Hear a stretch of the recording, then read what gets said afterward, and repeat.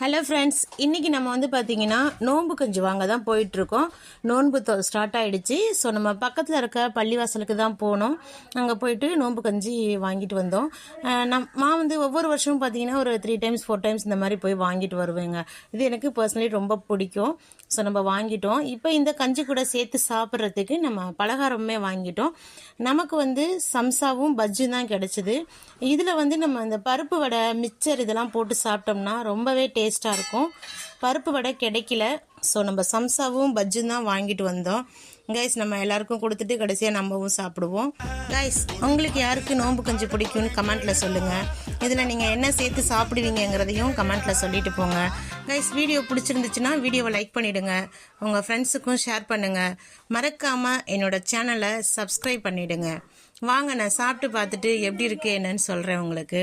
நல்லாயிருக்கும் கைஸ். ஒவ்வொரு பள்ளிவாசல்லையும் ஒவ்வொரு மாதிரி டேஸ்ட் நமக்கு கிடைக்கும்.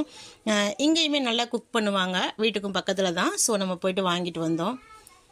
Okay guys.